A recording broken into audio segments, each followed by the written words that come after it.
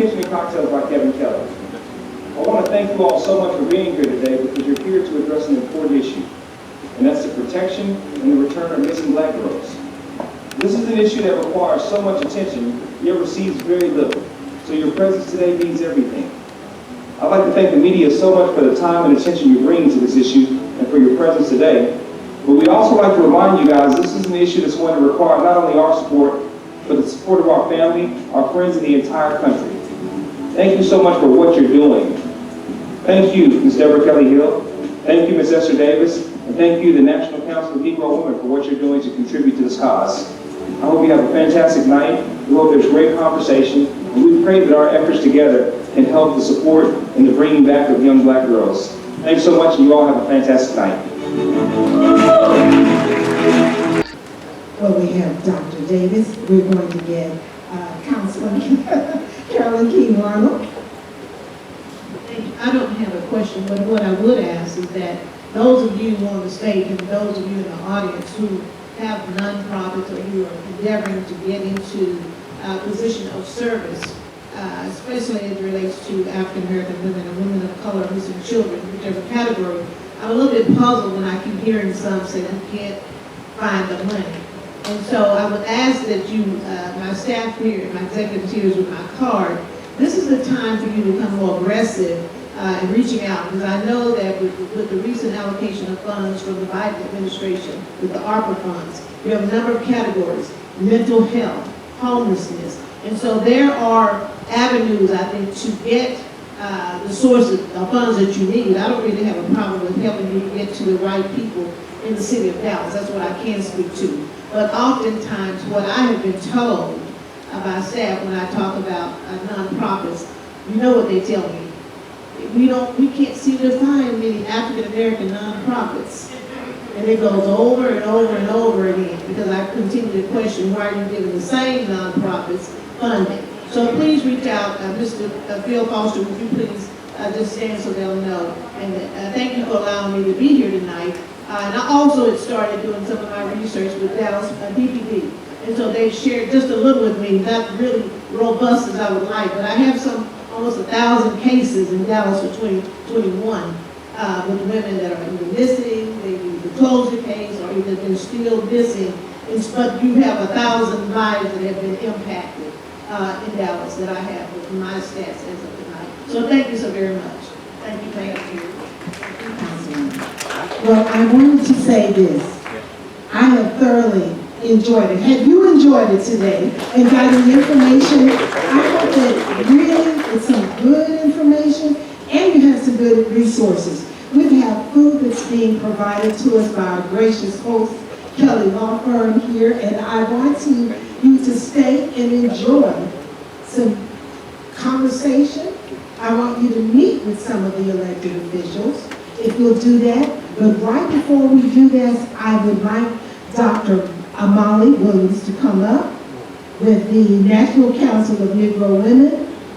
And I would love for her to say she has a very important announcement to make. So we're going to allow her to do that. And upon that completion, we're going to have some tidbits and some conversation. I think you'll enjoy the rest. Thank you. Wow, what an evening. What an evening. Absolutely. I am Dr. Molly A. Johnson-Williams, National Council of Negro Women, NCNW Texas State Convener, and the Texas State Leader for the Good Health Wings. I stand representing Dr. Janetta Beach Cole, who is the chair and president of the National Council of Negro Women, the 250 community-based sections, the 32 affiliate sections, with an outreach to over 4 million people. I have been truly blessed tonight with outstanding panel, and all of you who have gathered here. I will also add that I am the CEO and president of the Dr. Molly A. Johnson-Williams Counseling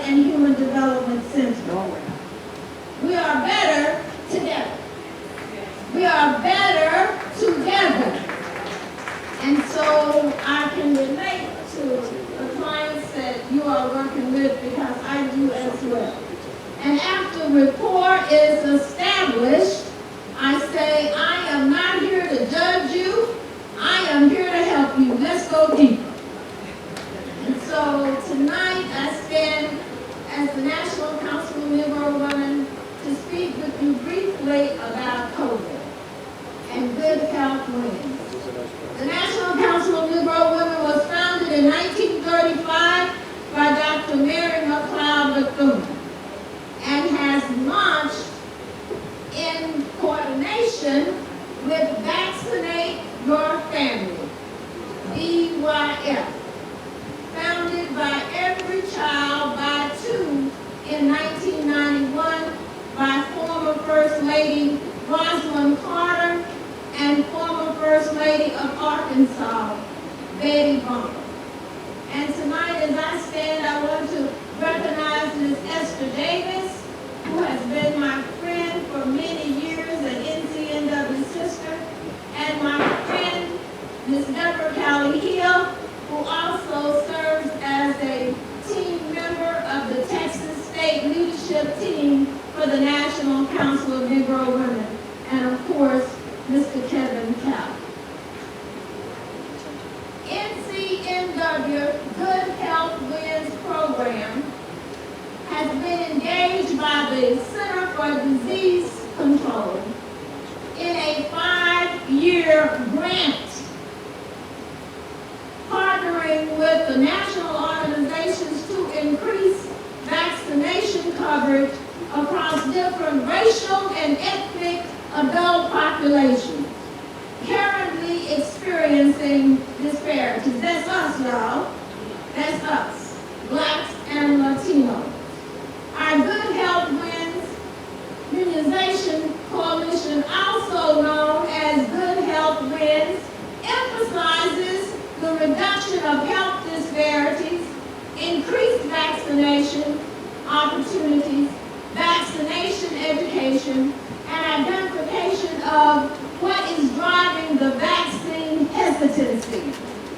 Since February 2021, we have achieved strategies, activities, and plans for COVID and flu programs in 12 states, of which the state of Texas was selected to participate. With the 32 NCNW national affiliates, and now we have the National Panhellenic Council, or the Divine Nine. The Black Greek letter organizations have joined us. And today, our work includes Good Health Wins is now the largest response to COVID of African American communities with a reach of 4,500,000 people to date. Yes, we're going into our community, boots on the ground, right here in Dallas, Texas, and across the state of Texas and across the country. Our partners serve as trusted messengers. It is important that the people we serve trust us to share vaccine messages, events, and programs. We work together to educate, activate, and show impact with webinars, town hall meetings, hosting joint COVID vaccination events.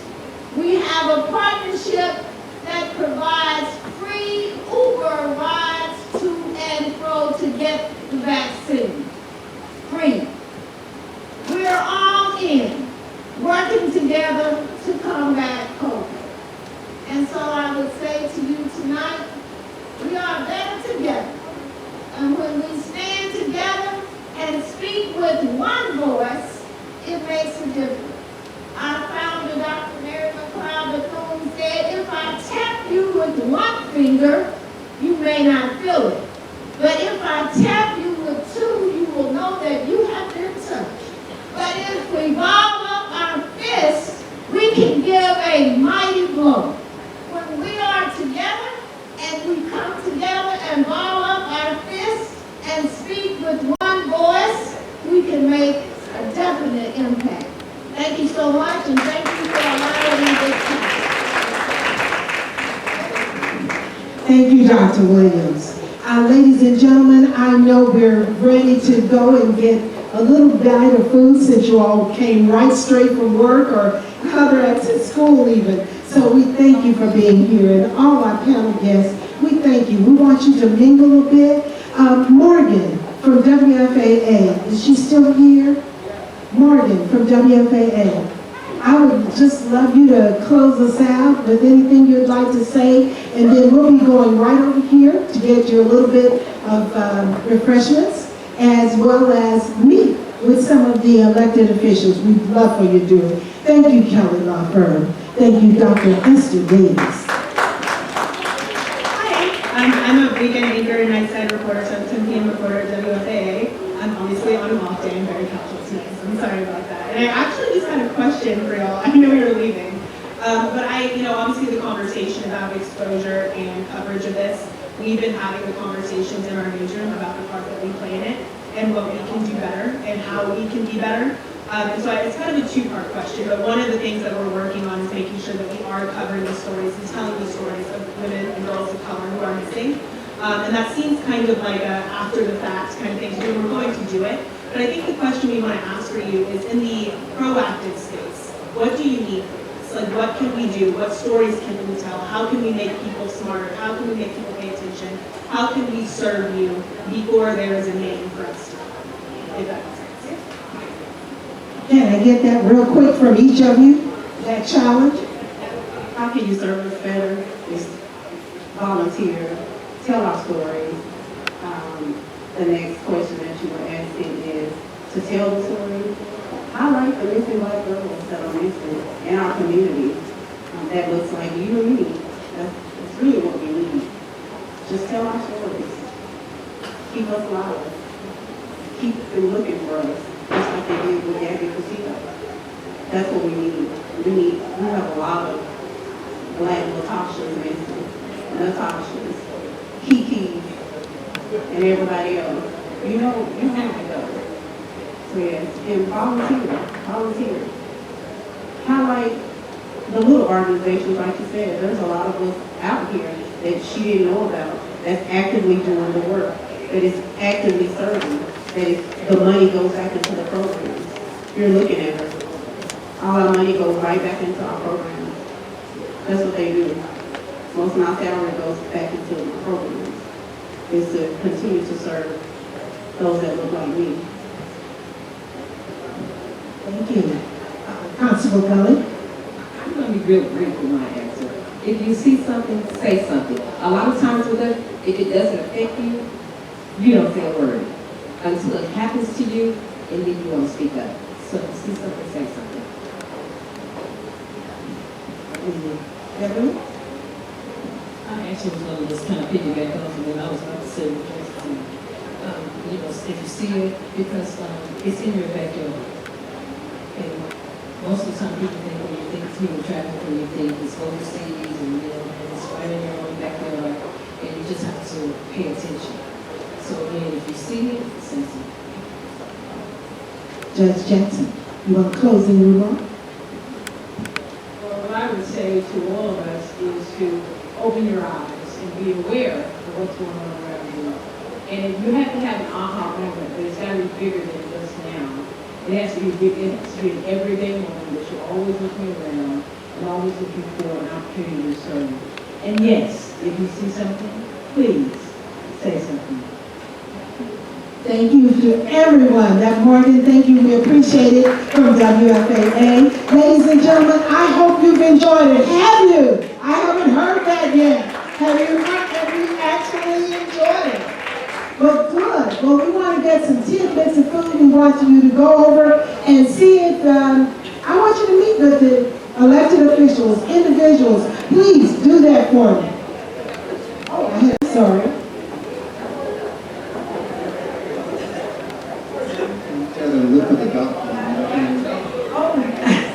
That was a good point, and I don't think we ever really went back on that about the doc. But what we do plan, I know Dr. Davis will get some more information about the things that we can do to really look for it. I don't even know if we really know what to look for. So I think that's another good information, and we'll get that out out to you. Thank you. Enjoy.